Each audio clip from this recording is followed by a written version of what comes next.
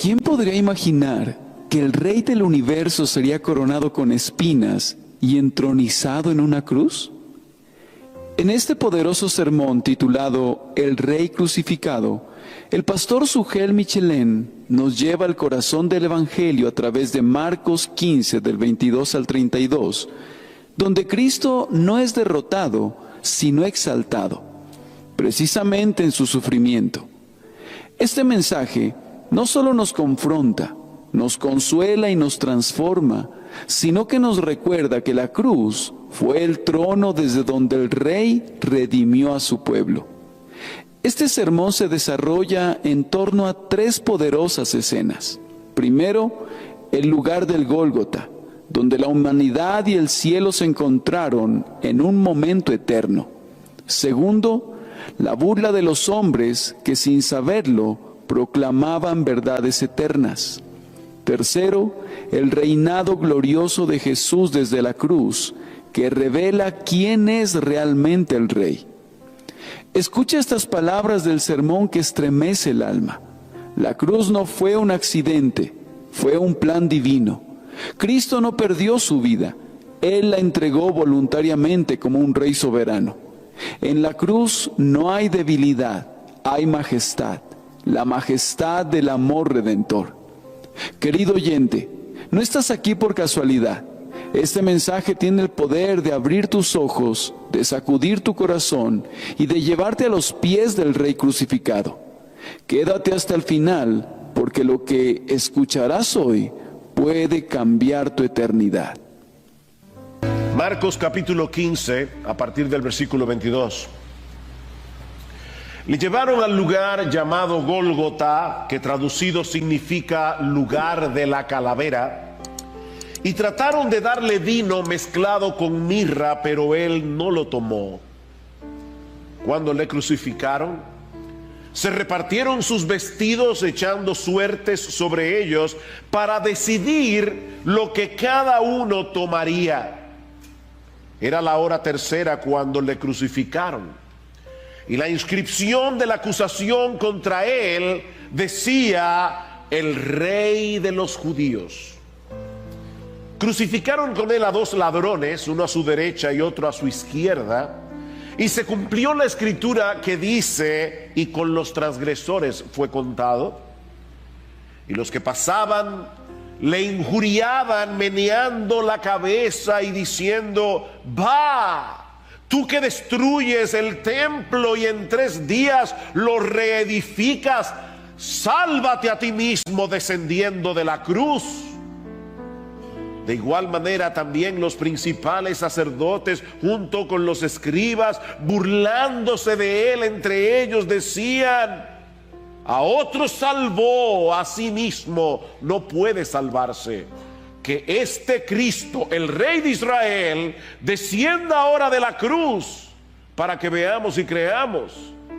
Y los que estaban crucificados con él también le insultaban. No deja de ser sorprendente el hecho de que los cristianos hayan escogido la cruz como el símbolo distintivo de su fe, si tomamos en cuenta que desde el inicio de la iglesia, la cruz fue uno de los tropiezos más grandes que enfrentaron los cristianos para la propagación del evangelio.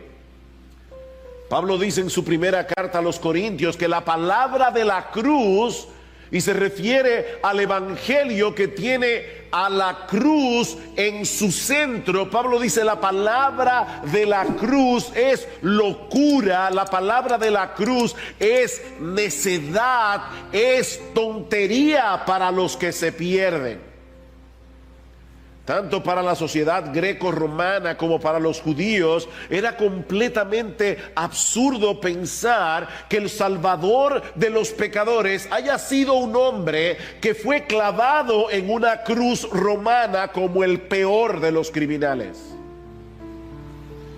Como dice John Stott en un libro que recomiendo altamente, La Cruz de Cristo, y está en español, decía: ¿cómo podía un hombre en su sano juicio Adorar a un hombre que había sido condenado como criminal y sometido a la forma más humillante de ejecución. Esta combinación de muerte, crimen y vergüenza lo excluía de toda posibilidad de merecer respeto y mucho menos adoración.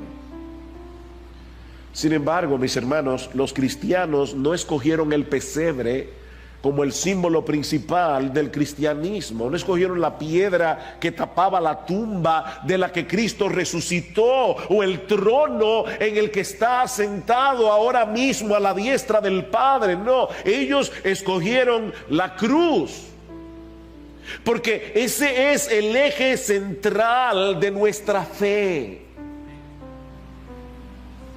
Si no tenemos un entendimiento por lo menos elemental de lo que sucedió en esa cruz, no puede haber salvación. No puede haber salvación. Una persona que no entienda lo que sucedió hace 2000 años en esa cruz no se puede salvar. Pero ¿saben qué, mis hermanos? Una persona que tampoco esté adquiriendo un entendimiento cada vez más claro de lo que sucedió en esa cruz, no podrá madurar espiritualmente, no podrá crecer en su vida cristiana. Es por eso que Pablo insiste en predicar a Cristo crucificado, como dice en este pasaje de 1 Corintios capítulo 8. Dice: piedra de tropiezo para los judíos y necedad para los gentiles. Y aún así, cuando Pablo estaba en medio de la sofisticada sociedad corintia, dice él en el capítulo 2: yo me propuse no saber entre vosotros cosa alguna, sino a Jesucristo y a este crucificado. Ese siempre será mi mensaje, dice Pablo. Cristo crucificado. Y en Gálatas capítulo 6, versículo 14, Pablo llega a decir que no hay ninguna cosa de este mundo de la que él pueda gloriarse aparte de la cruz. Que jamás acontezca, dice Pablo, que yo me gloríe, sino en la cruz de nuestro Señor Jesucristo, por el cual el mundo ha sido crucificado para mí y yo para el mundo. Entre nosotros y el mundo hay una cruz, dice Pablo, la cruz de nuestro bendito Señor y Salvador. Y eso cambia por completo nuestra perspectiva de la vida. Eso cambia por completo nuestras prioridades. Eso cambia nuestros valores, aún la forma como reaccionamos ante el sufrimiento. Pero sobre todas las cosas, eso cambia radicalmente nuestra teología. Eso cambia lo que pensamos de Dios. Eso cambia radicalmente la forma como nos relacionamos con Dios. De manera, mis hermanos, que necesitamos entender qué fue lo que sucedió en esa cruz. Porque de ese entendimiento no solo depende nuestra salvación, de ese entendimiento depende cómo vamos a vivir nuestra vida cristiana práctica, aquí y ahora. Y por eso debe ser nuestra oración en esta mañana, que el Señor nos conceda la oportunidad de ver este pasaje como si estuviéramos al pie de la cruz, no como meros espectadores que sienten pena de Jesús, como decíamos el domingo pasado, sino como fervientes adoradores que contemplan los sufrimientos de su Salvador con un profundo sentido de asombro, con un espíritu contrito y con un corazón lleno de gratitud. El domingo pasado veíamos a Jesús caminando tambaleante por la vía dolorosa hacia el lugar de su ejecución, tan debilitado por los golpes, por la pérdida de sangre, por la humillación de la que había sido objeto durante horas, que los soldados romanos tuvieron que escoger a un hombre llamado Simón de Cirene para que le ayudara a cargar la cruz. Y es precisamente en este punto donde vamos a retomar la parte de la historia que Marcos continúa narrándonos en este pasaje y que vamos a considerar en esta mañana bajo 5 encabezados. En primer lugar, vamos a ver la llegada al Calvario. Marcos capítulo 15, versículo 22. Y le llevaron al lugar llamado Gólgota, que traducido significa lugar de la calavera. Y trataron de darle vino mezclado con mirra, pero él no lo tomó. Los que estuvieron el domingo pasado en la tarde, cuando dimos el reporte de nuestro viaje a Israel, recordarán que uno de los lugares que visitamos fue precisamente lo que se conoce como el jardín de la tumba, el lugar donde probablemente Jesús fue crucificado. Hay un monte allí que tiene forma de calavera y cerca de ese lugar hay una tumba vacía que se supone era la tumba que José de Arimatea le cedió a Jesús después de su muerte para que fuera enterrado. Es posible que ese haya sido el lugar de la crucifixión, pero ¿saben qué, mis hermanos? Es algo que no podemos saber con certeza, porque hay otros lugares en Jerusalén que también parecen encajar con la información que nosotros encontramos en el Evangelio. Lo que sí sabemos con toda certeza es que Jesús fue crucificado en el Gólgota, una palabra que significa lugar de la calavera, muy probablemente porque había un monte allí en forma de cráneo humano. De hecho, nuestra palabra Calvario viene de la traducción que hace la Vulgata latina al latín, la palabra Calvaria, que significa precisamente una calavera. También sabemos por Juan capítulo 19, versículo 20, Hebreos capítulo 13, versículo 12, que ese lugar estaba fuera de las murallas de Jerusalén. Juan nos dice que estaba cerca de la ciudad, pero fuera de la ciudad, para mostrar hasta qué punto Jesús fue rechazado por aquellos que él había venido a salvar. Era impensable para los líderes religiosos de Israel que un blasfemo como Jesús muriera dentro de la ciudad santa. De paso, el autor de la carta a los Hebreos, tomando ese ejemplo, nos dice en Hebreos capítulo 13, versículo 13, que nosotros debemos salir a él fuera del campamento, llevando su oprobio, como lo traduce otra versión del Nuevo Testamento. Vayamos pues con Jesús fuera del campamento y suframos la misma deshonra que él sufrió.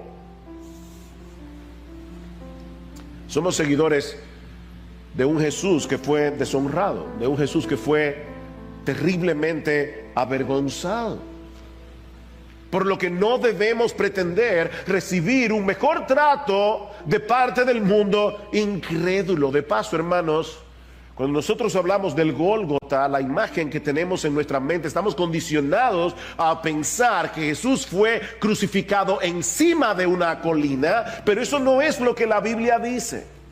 En ningún pasaje de las Escrituras se nos dice que Cristo fue crucificado encima de una colina. De hecho, los romanos acostumbraban a crucificar en la calle para que sirviera de escarmiento a todo el que pasara por allí. Una vez llegaron al Gólgota, Marcos nos dice que trataron de darle vino mezclado con mirra, pero él no lo quiso tomar, no lo quiso beber. Esa era una especie de analgésico, una especie de sedativo que se usaban en aquellos días y que los soldados quisieron darle a Jesús, no porque sintieran compasión de él, sino para poder llevar a cabo su macabra tarea de clavarlo en una cruz de una forma más fácil, sin tener que lidiar con el forcejeo del condenado. Una persona sedada iba a poner menos resistencia al momento de ser clavado en la cruz. Pero dicen los evangelios que Jesús no quiso beberla. Él debía tomarse esa copa de aflicción que el Padre le había dado hasta la última gota y en pleno uso de sus facultades mentales y sensoriales. Él tenía que demostrar que estaba muriendo porque había decidido morir, que su muerte era un acto consciente, era un acto voluntario. Cada palabra que el Señor pronunció en esas horas de extrema aflicción requerían una mente despierta, una mente alerta. Al momento de ser crucificado, el Señor Jesucristo tuvo que experimentar plenamente todo el horror de lo que implica esa forma de ejecución. Y eso nos lleva a nuestro segundo encabezado, el suplicio de la cruz. El suplicio de la cruz. Como decíamos el domingo pasado, la muerte por crucifixión es probablemente el método más barbárico, más inhumano, más cruel de ejecución que alguna vez haya sido aplicado, porque prolongaba la agonía de las víctimas en ocasiones por varios días mientras experimentaban un dolor insoportable. Tal parece que esta forma de ejecución fue inventada por los persas, luego fue perfeccionada por los romanos, que las reservaban únicamente para los esclavos o para cualquier criminal extranjero que fuera considerado como indigno de ser tratado como un ser humano. Los romanos no permitían que se aplicara esa forma de ejecución a un ciudadano romano, excepto en casos extremos de traición. El gran orador y filósofo Cicerón condenó la muerte por crucifixión como un castigo sumamente cruel. No hay palabra adecuada, decía él, para describir una acción tan horrible. Y hablando en defensa de un senador romano que había sido acusado de asesinato y que algunos estaban abogando porque fuera crucificado, y Cicerón sale en su defensa y dice: la sola palabra cruz no debería figurar en el léxico de un ciudadano romano. Más aún, debería ser desterrada de sus pensamientos, sus ojos y sus oídos. Es indigno que de un ciudadano romano y de un hombre libre no solo soportar los procedimientos propios de la crucifixión, sino también el verse expuesto a ellos, a la expectativa, incluso a la mención del hecho. En otras palabras, Cicerón está diciendo que es impropio que un ciudadano romano tuviera que sufrir la agonía de pensar en la posibilidad de ser crucificado. En la posibilidad. Dice, solamente el hecho de que este hombre esté siendo juzgado con la expectativa de que puede ser crucificado, eso es indigno de un ciudadano romano, decía Cicerón. Era horrible. Y sin embargo, ninguno de los evangelistas se detiene a describir en detalles los sufrimientos físicos que el Señor padeció en la cruz. Vean una vez más el versículo 24. Cuando le crucificaron, se repartieron sus vestidos. Eso es todo lo que dice. Cuando le crucificaron. Solo 3 palabras fueron suficientes para describir una muerte tan horrible. Y lo mismo vemos en los otros evangelios. Todos se limitan a decir que Jesús fue crucificado. Y hay al menos 2 razones para esta descripción tan escueta. La más obvia de todas es que los lectores originales del Evangelio estaban muy familiarizados con esta forma de ejecución. Ellos no necesitaban ninguna explicación detallada de los sufrimientos físicos que experimentaba un crucificado. Eso era un castigo para ellos que veían con cierta frecuencia si vivían en el Imperio Romano. Pero es probable también que los evangelistas quisieran poner un mayor énfasis en lo que Jesús tuvo que padecer, tanto a nivel emocional como a nivel espiritual, al tener que cargar con nuestra culpa, al tener que cargar con nuestra vergüenza en la cruz del Calvario. Mis hermanos, ningún sufrimiento físico podía compararse siquiera al hecho de haber tenido que recibir sobre sí todo el peso de la ira justa de Dios que nosotros merecíamos por nuestros pecados. Esa fue la agonía de Jesús en el huerto de Getsemaní, ¿recuerdan? Padre, si es posible, pasa de mí esta copa. La copa de la ira de Dios, el saber que en unas pocas horas Él iba a sufrir el desamparo del Padre, una completa ruptura de la deleitosa comunión que Jesús había disfrutado con su Padre Celestial hasta ese momento en que fue hecho pecado por causa nuestra. Él fue hecho pecado, dice la Biblia. Pero no por eso debemos minimizar lo que Jesús tuvo que padecer físicamente al asumir nuestro lugar en la cruz del Calvario. Si bien los lectores del primer siglo no necesitaban que se les explicara en detalle lo que implicaba la muerte por crucifixión, nosotros estamos en una situación muy diferente.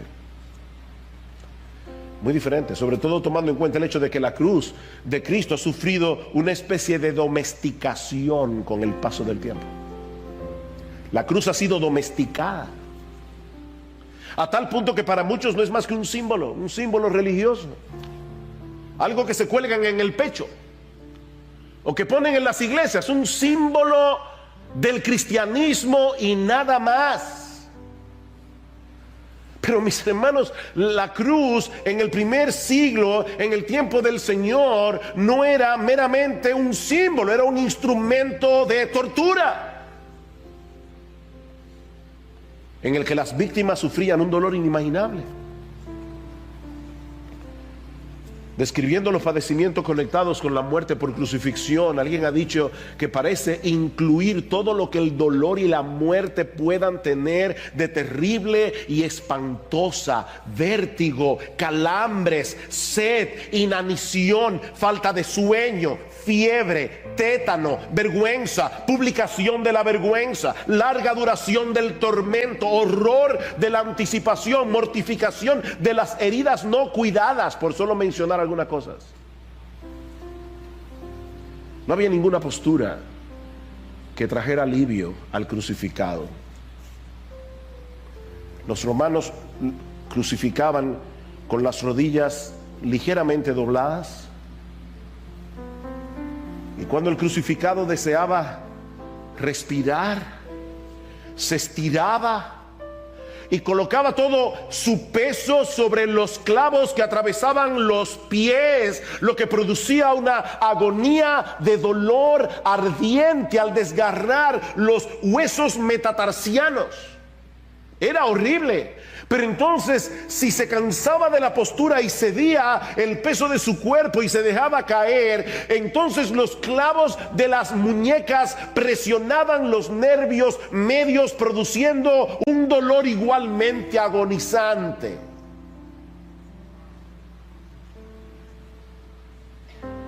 Y créanme que estoy ahorrando muchos de los detalles que yo tuve que leer en estos días sobre los padecimientos de un crucificado. Y ese fue el instrumento de tortura en el que fue ejecutado nuestro bendito Señor y Salvador. Y mientras eso sucedía, Marcos nos dice que los soldados estaban al pie de la cruz repartiéndose sus vestidos.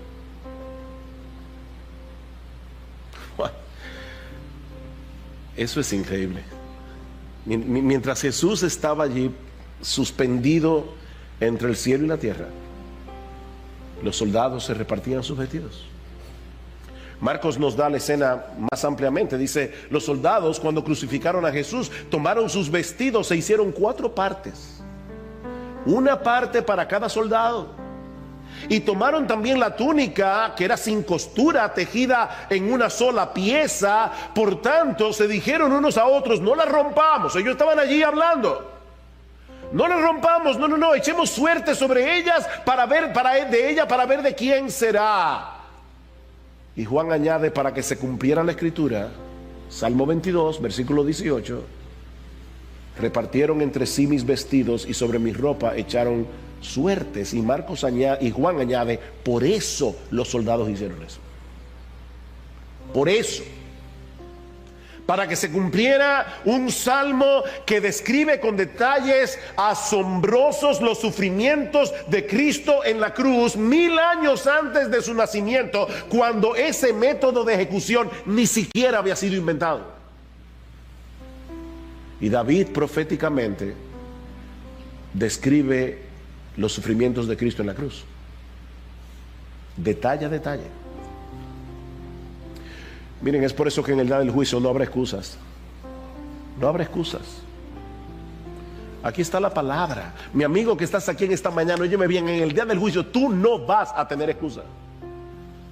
Dios anunció todo eso de antemano para que nosotros sepamos que esta es la infalible, inspirada, inerrante palabra de Dios. Palabra de Dios.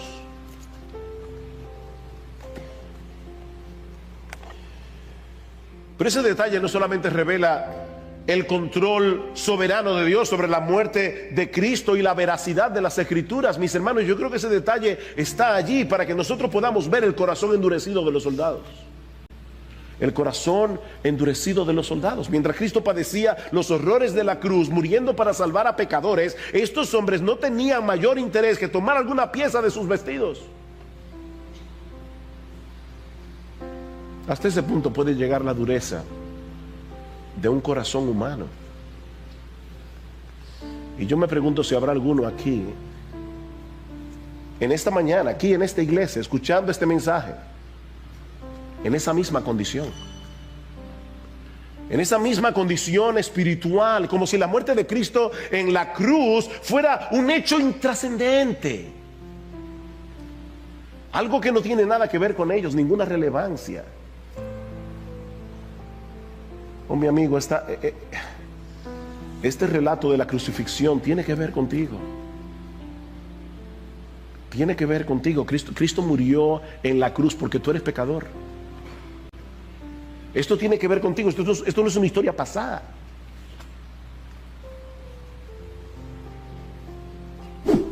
Pero Marcos nos dice también en el versículo 25 que era la hora tercera cuando le crucificaron.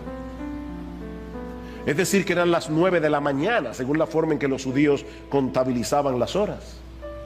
Las 9 de la mañana. Mis hermanos, no olviden que Jesús fue arrestado a la medianoche del viernes. Y ya a las 9 de la mañana había sido juzgado, condenado y crucificado. Todo el proceso fue increíblemente rápido y, como veíamos hace unas semanas atrás, increíblemente irregular desde el punto de vista de la jurisprudencia judía. Violaron un montón de leyes para condenar a Jesús.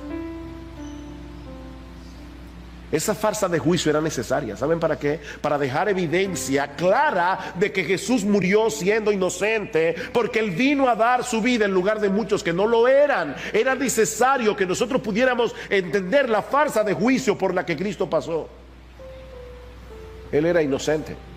De ahí la extraña acusación que Pilato mandó a colocar encima de la cruz. Y eso nos lleva a nuestro tercer encabezado, la acusación escrita. La acusación escrita, versículo 26, y la inscripción de la acusación contra él decía: el rey de los judíos. Marcos está sintetizando aquí, resumiendo aquí, este es Jesús Nazareno, el rey de los judíos. Jesús fue acusado de muchas cosas en las dos partes del juicio que se llevaron a cabo en su contra. Los miembros del Sanedrín lo acusaron de blasfemia, ¿recuerdan? Por haber reconocido que Él era el Cristo, que Él era el Hijo de Dios.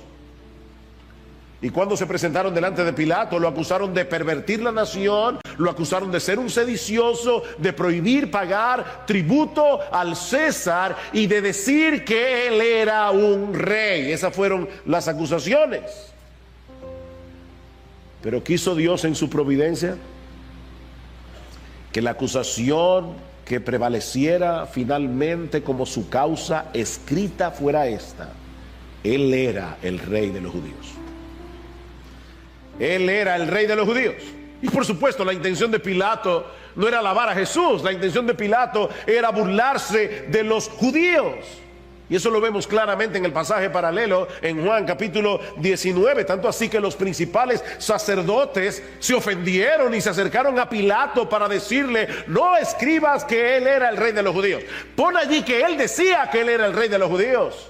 Y es ahí cuando Pilato le da su famosa respuesta: lo que he escrito, he escrito.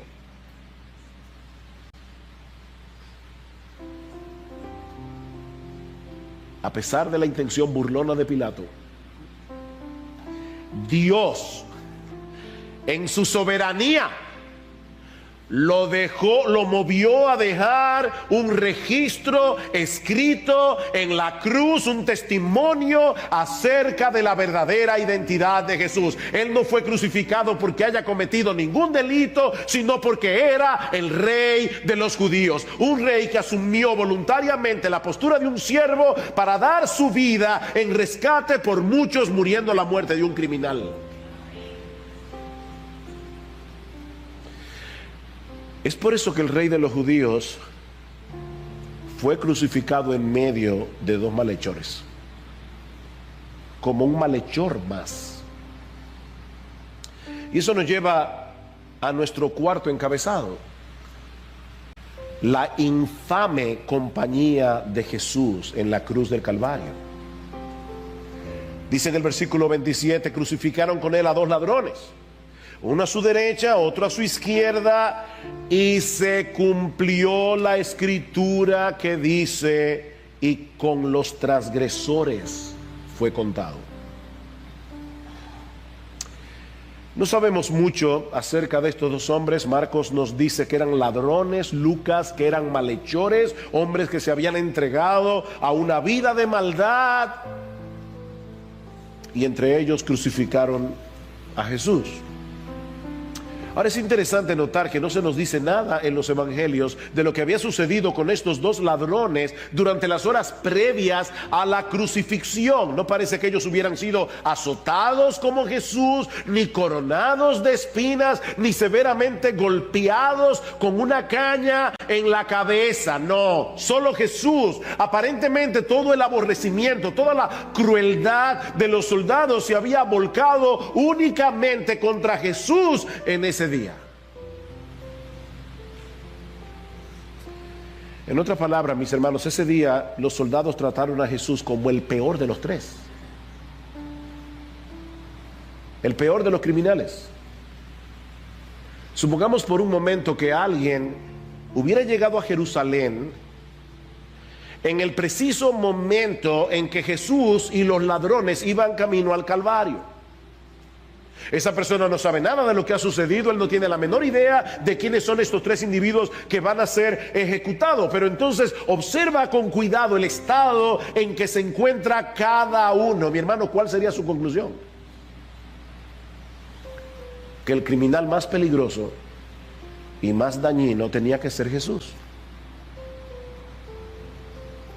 porque ninguno había sido castigado con tanta crueldad.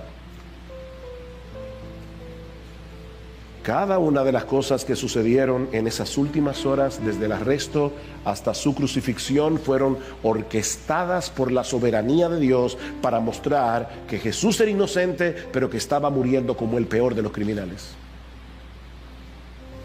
incluyendo el hecho de ser crucificado entre dos malhechores. Y Marcos añade esa nota en el versículo 28 para no dejar ninguna duda del control soberano de Dios, aún en ese detalle. Y se cumplió la escritura que dice: y con los transgresores fue contado. Eso estaba escrito en la profecía de Isaías 53, 700 años antes del nacimiento de Jesús. Ya Dios había dicho que eso tenía que suceder. El justo debía morir entre injustos, porque estaba dando su vida en lugar de los injustos.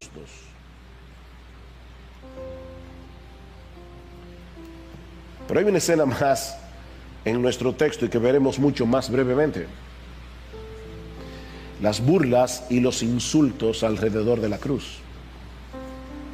Las burlas y los insultos alrededor de la cruz. Versículo 29: y los que pasaban le injuriaban meneando la cabeza, y diciendo: va, tú que destruyes el templo y en 3 días lo reedificas, sálvate a ti mismo descendiendo de la cruz. De igual manera también los principales sacerdotes junto con los escribas, burlándose de él entre ellos, decían: a otros salvó, a sí mismo no puede salvarse. Que este Cristo, el Rey de Israel, descienda de la cruz ahora para que veamos y creamos.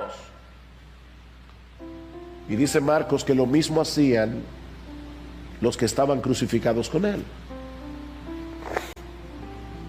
Como si no hubiera sido suficiente la humillación a la que había sido sometida en el pretorio y el dolor insoportable de la cruz, ahora la multitud continúa descargando su furia contra Jesús a través de burlas e insultos. Si dices tener tanto poder como para reedificar el templo en 3 días, ¿por qué no te bajas de la cruz? Sálvate a ti mismo. Y lo mismo decían los sacerdotes. Si de verdad eres el Cristo, y me imagino las muecas, si de verdad eres el Cristo, el Rey de Israel, demuéstralo, bájate de la cruz y vamos a creer en ti. Ese fue el último intento de Satanás, de que Cristo no muriera en la cruz. Esa fue su intención desde el principio, mover a Cristo, tentarlo a que Cristo buscara gloria sin cruz. La misma tentación que tú y yo tenemos que soportar todos los días. Gloria sin cruz. Lo que ellos no sabían es que al hacer lo que estaban haciendo, estaban cumpliendo lo que Dios había profetizado otra vez 1000 años antes en el Salmo 22. Todos los que me ven de mí se burlan, hacen mueca con los labios, menean la cabeza, hasta ese detalle, menean la cabeza diciendo que se encomiende al Señor, que Él lo libre, que Él los rescate, puesto que en Él se deleita. Ahora, mis hermanos, y esto es glorioso. Aquí está la ironía de esta injuria. Los sacerdotes se están burlando de Cristo porque no podía salvarse a sí mismo.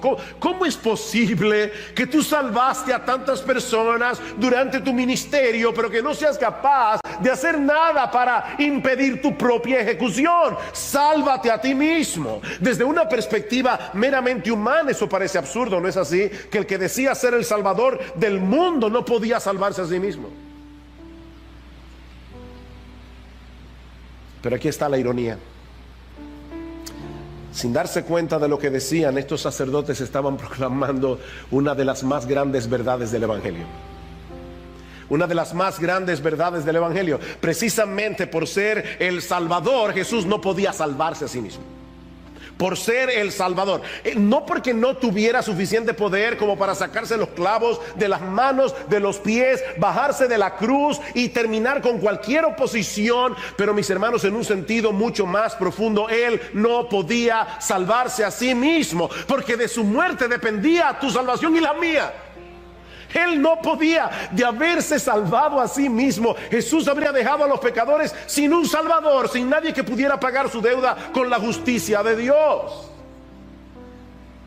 Hay algo sumamente paradójico en esta escena, porque teniendo el poder para salvarse a sí mismo por amor a nosotros, no podía hacerlo.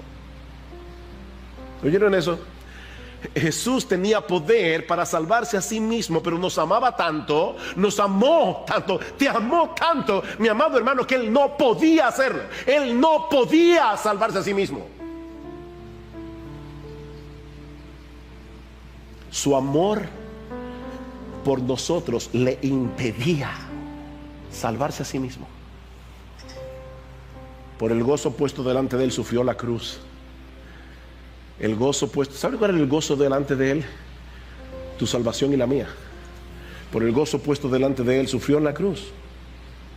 Jesús tenía que morir, y tenía que morir de ese modo, no de otro, para poder llegar a ser nuestro sustituto. Jesús no podía morir de un infarto, Jesús no podía morir de vejez. Él tenía que morir una muerte violenta, la muerte de un criminal, y tenía que morir en una cruz para poder llevar sobre sí la maldición que pesaba sobre nosotros por causa de nuestros pecados. Tenía que morir así, no podía ser de otra forma. Ese es el argumento de Pablo en Gálatas capítulo 3, porque todos los que son de las obras de la ley, todos los que quieren salvarse guardando la ley, todos los que quieren salvarse haciendo buenas obras, están bajo maldición. Maldición. Dios te dice, mi amigo, que si tú estás tratando de salvarte guardando los mandamientos, tú estás bajo maldición, porque escrito está: maldito todo el que no permanece en todas las cosas escritas en el libro de la ley para hacerlas. Todo aquel que no guarda del pie a pa los 10 mandamientos, todos los mandamientos de Dios, desde el nacimiento hasta la tumba, está bajo maldición. Pero Pablo sigue diciendo: Cristo nos redimió de la maldición de la ley. ¿Saben cómo? Habiéndose hecho maldición por nosotros, porque escrito está: maldito todo el que cuelga de un madero, a fin de que en Cristo Jesús la bendición de Abraham viniera también a los gentiles, para que recibiéramos la promesa del Espíritu mediante la fe. Cristo cargó con nuestra maldición en la cruz, para que nosotros pudiéramos recibir la bendición de ser salvos, la bendición de ser adoptados como hijos por Dios, la bendición de ser reconciliados, la bendición de ser perdonados, únicamente por medio de la fe. Por eso decía al principio que si no tenemos un entendimiento al menos elemental de lo que sucedió en esa cruz, no puede haber salvación, pero tampoco podemos avanzar hacia la madurez cristiana. Mis hermanos, hay al menos 4 grandes verdades que podemos aprender en esta mañana al ver a Cristo clavado en esa cruz, suspendido entre el cielo y la tierra. Y la primera es la grandeza del amor de Dios. La grandeza del amor de Dios. Mi hermano, si tú quieres saber cuán grande es el amor de Dios por los suyos, no mires a las circunstancias que te rodean. Mira la cruz. Mira a Cristo sufriendo en tu lugar, en esa cruz. Dice Romanos capítulo 5 versículo 8: mas Dios muestra su amor para con nosotros. Dios muestra su amor para con nosotros, no haciéndonos la vida fácil. Dios muestra su amor para con nosotros en que, siendo pecadores, Cristo murió por nosotros. Cristo murió por nosotros. Y murió, mi amado hermano, porque te amó desde antes de la fundación del mundo. Él decidió, sabiendo que tú ibas a ser un pecador, Él decidió escogerte por nombre desde antes de la fundación del mundo. Él te amó y te ama con un amor incomprensible, con un amor inmutable, con un amor invencible. Y al mismo tiempo entiende tu dolor. Él entiende tu aflicción como nadie puede hacerlo. Hay un poema que leí hace años atrás y que quisiera compartir con ustedes en esta mañana. Dice este poeta, y obviamente no rima en español, pero escuchen la letra: si nunca te hemos buscado, te buscamos ahora. Tus ojos arden a través de la oscuridad y son nuestras únicas estrellas. Necesitamos la visión de marcas de espinas en tu frente. Te necesitamos a ti, oh Jesús de las cicatrices. Los cielos nos asustan, están demasiado calmos. En todo el universo no tenemos ningún lugar. Nuestras heridas nos duelen. ¿Dónde está el bálsamo? Señor Jesús, por tus cicatrices conocemos tu gracia. Si te acercas cuando las puertas están cerradas, solo muestra esas manos, ese lado de ti mismo. Sabemos hoy lo que son las heridas. No temas, muéstranos tus cicatrices. Conocemos la contraseña. Los otros dioses eran fuertes, pero tú fuiste débil. Ellos cabalgaban, pero tú tropezabas hacia un trono. Pero a nuestras heridas, solo la herida de Dios puede hablarles. A nuestras heridas, solo la herida de Dios pueden hablarles. Y ningún Dios tiene heridas, sino solo tú.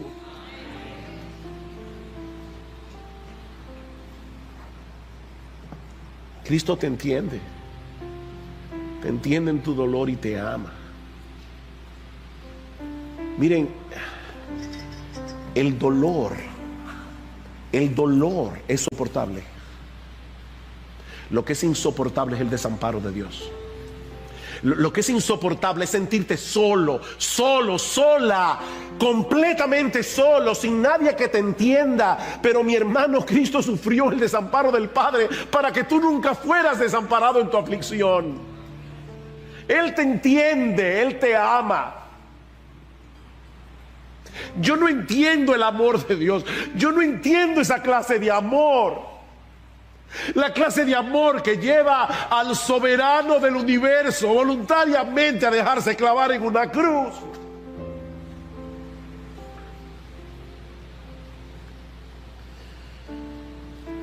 Oh, qué bueno es tener a un Cristo con cicatrices. Pero en segundo lugar, al ver a Cristo clavado en esa cruz, podemos tener un mejor entendimiento de la naturaleza horrible del pecado. Hermano, nosotros estamos rodeados de pecaminosidad por todas partes. Tenemos pecado adentro, tenemos pecado afuera. Y podemos llegar a trivializar el pecado a través de la televisión, a través de la internet. Hay una campaña diabólica para que nosotros trivialicemos el pecado, para que lo veamos como poca cosa. Mira, mi hermano, cuando te sientas tentado por tus pecados favoritos, por aquellos que amamantas en tu corazón, recuerda a Cristo muriendo por ellos en esa cruz, porque fueron tus pecados, fueron los míos los que lo colocaron a Él allí. ¿Qué tan horrible es el pecado? Tan horrible que la segunda persona de la Trinidad tuvo que hacerse hombre y morir por ellos en una cruz. Así de horribles, decía el compositor escocés Horacio Bonar: alrededor de la cruz veo el tropel burlándose de los gemidos del sufriente, mas todavía parece ser mi propia voz, como si solo yo me burlara de él.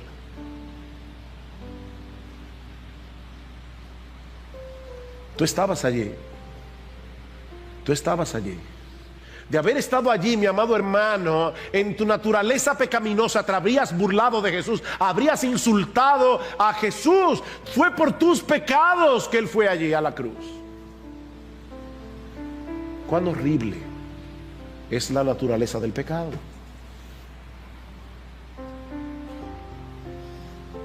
Pero en tercer lugar, al ver a Cristo suspendido en esa cruz, aprendemos también cuál es la esencia de la vida cristiana práctica.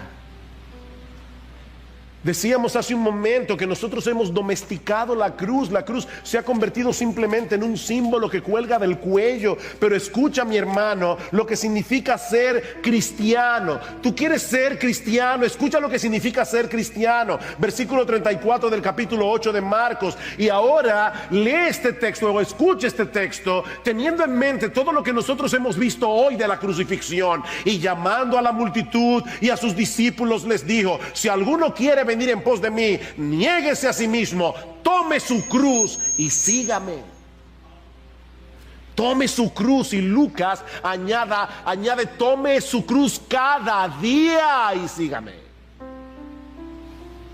Y no es que nadie va a ser salvo por sufrir, no es que nadie va a ser salvo por tener una vida incómoda, de ninguna manera. Somos salvos únicamente por gracia, somos salvos únicamente por medio de la fe. Es por la obra de Cristo que nosotros tenemos salvación, es únicamente por la obra de Cristo que nosotros somos reconciliados con Dios. Pero ¿sabes qué? Todo aquel que sigue al crucificado tiene que ser colgado en una cruz juntamente con Él. Con Cristo estoy juntamente crucificado, dice Pablo, y ya no vivo yo, mas vive Cristo en mí. Y lo que ahora vivo en la carne, lo vivo en la fe del Hijo de Dios, el cual me amó y se entregó a sí mismo por mí.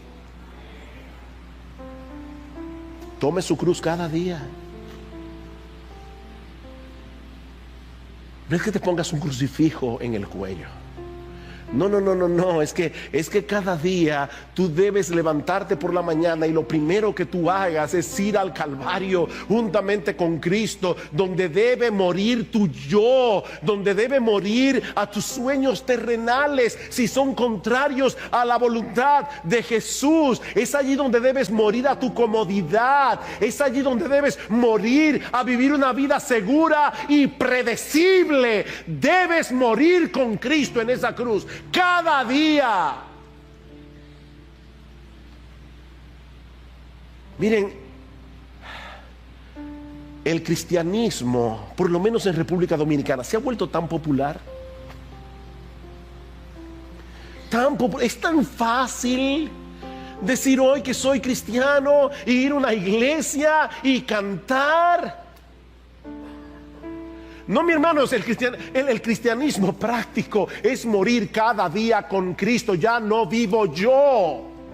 Es darle muerte, no solamente a tus pecados, es darle muerte a tus sueños, es darle muerte a tus prioridades, es darle muerte a tu voluntad para que reine su voluntad sobre tu vida. Eso es ser cristiano. Por eso Cristo dice en aquel día, en el día del juicio, muchos me dirán: Señor, Señor, y en tu nombre no echamos fuera demonios, y en tu nombre no profetizamos, y en tu nombre no hicimos milagros. Y entonces les declararé: yo nunca os conocí, yo no sé quién eres tú, apartaos de mí, hacedores de maldad. No todo el que me dice Señor, Señor entrará en el reino de los cielos, sino el que hace la voluntad de mi Padre que está en los cielos. Y para hacer la voluntad del Padre que está en los cielos, mi amado hermano, tú y yo tenemos que matar nuestra voluntad todos los días, porque estamos llenos de deseos que son contrarios a la voluntad de Dios.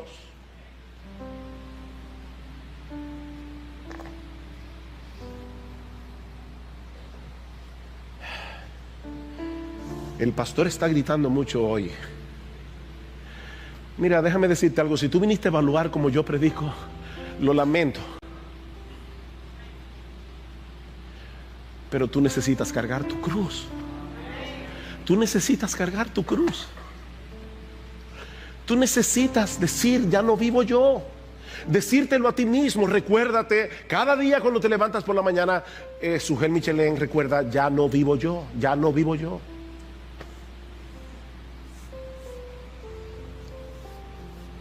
Cuando estaba ahora en Israel, escuchamos el testimonio de un pastor en Belén, en una iglesia cristiana. Y él nos decía: cada vez que yo salgo de Belén y voy a la franja de Gaza llena de musulmanes a predicar el evangelio, mi esposa sabe que existe una gran posibilidad de que yo no regrese.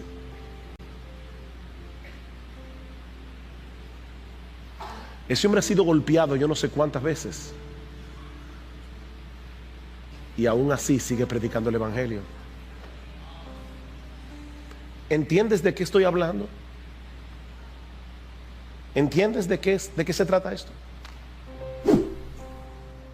No, la vida cristiana no es cool. La vida cristiana no se diseñó para que sea cool. La vida cristiana se diseñó para que nosotros representemos al Cristo crucificado en un mundo que lo odia. Eso es la vida cristiana, práctica. Ven, toma tu cruz, ven, toma tu cruz. Y ¿saben qué, mis hermanos? Sí debemos tomar la cruz. Y seguir a Cristo sigue siendo glorioso. Sigue siendo lo más glorioso, porque Él es lo más glorioso. ¿Sabes por qué la vida cristiana es gloriosa? Por el deleite que nosotros tenemos en Él. La razón por la que Cristo dice, toma tu cruz, no te preocupes, toma tu cruz, es porque tener a Cristo vale más que el mundo entero.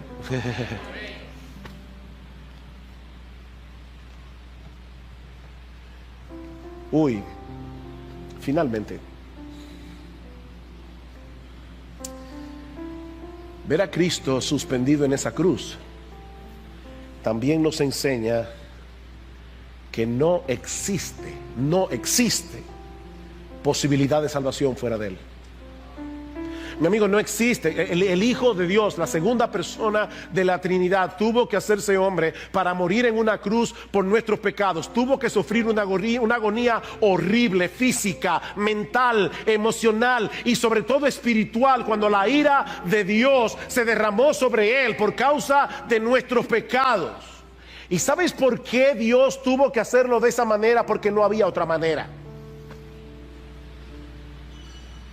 Mi amigo, no hay salvación fuera de Cristo. No hay salvación. No hay salvación en la religión. No hay salvación en guardar los mandamientos, porque no vas a poder hacerlo. No hay salvación en tu decencia. No hay salvación en tu vida moral. No hay salvación hasta que un hombre se humilla, reconoce su pecado, reconoce que merece el infierno por sus pecados y va a Cristo en desesperación diciendo, por favor, sálvame.